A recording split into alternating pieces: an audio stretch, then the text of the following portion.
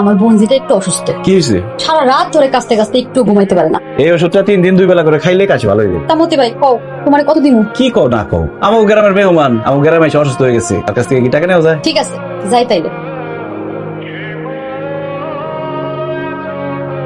আসসালামু আলাইকুম। ওয়ালাইকুম আসসালাম। আপনাকে তো চিনলাম না। আমি মতিউর রহমান, কাদিপুর থেকে আসছি মোহনার কাছে। মোহনার কাছে? জি। আপনি কি মোহনারে চেনেন? উনি আমার রোগী। রুগী মানে? উনি ওই যে খালার বাসায় বেড়াতে গেছিল, সেখানে অসুস্থ হয়ে গেছিল, আমার চেম্বারে আসছিল। মোহনা, জি আব্বা। তুই বলে খালা বাড়িতে কি অসুস্থ হয়ে পড়ছিলি? হালকা কাশি হয়েছিল আর কি। ও আচ্ছা, আপনি আমার মাইয়ার কাছে কেন আসছেন?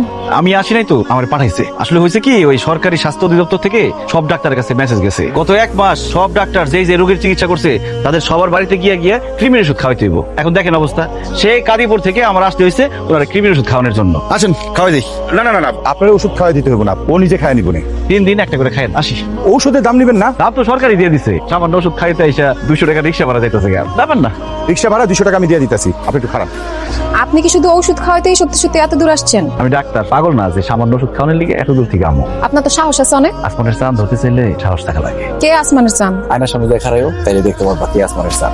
আসার সময় একটা পুকুরের সামনে দিয়ে আসছি, ভাবতেছি যাওয়ার সময় এখানে একটু জিরামো, কেউ চাইলে আসতে পারে। আচ্ছা, এই যে রিক্সা ভাড়া 200 টাকা। আসি। আসসালামু আলাইকুম।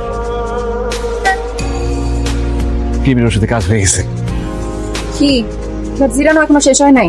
জিরানো তো একটা বাহানা, যারা আসার কথা সে না আসলে তো অপেক্ষা করতেই হইতো। এ যদি না আসতো তাহলে কি এখানে আসতে না কেটে থাকতাম? আমি জানতাম সে আসবেই, আমি তার চোখের ভাষা পড়ছি, সেখানে লেখা ছিল সে আসবে। নাম্বারটা দেন, আমি মিস কল দিলে তারপর আমার ফোন করবেন।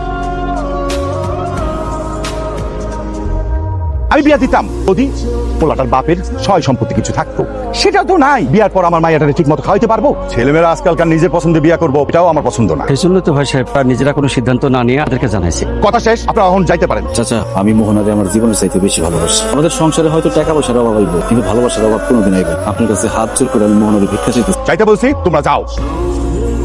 হ্যালো, ব্যাপার মোহনা, সারাদিন তো তুমি আমার ফোনই তোলা না। তুমি যাওয়ার পর থেকে আম্মু একদম আমার পিছনে লাইগাই আছে। এখন আমি কি করব? আমি তোমার সাথে থাকতে পারবো না, চলো পালাই গিয়ে বিয়ে করে ফেলাই। আরে পালায় যাবো কই? ঘর বাড়ির মায়ের না হয় ছাড়লাম, কিন্তু তোমার নিয়ে আমি রাখুন কই?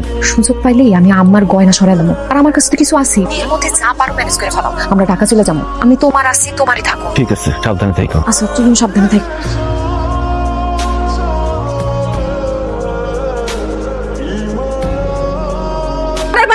কি হয়েছে, চিল্লাইতেছো কেন? কোনা নাই, ঘরে নাই মানে? কে নিছে? ট্রেন ছেড়ে দিতেছে তো, তাড়াতাড়ি আসো। আরে কে ছেড়ে দিতেছে তো, তাড়াতাড়ি আসো। আসতেছি। ট্রেন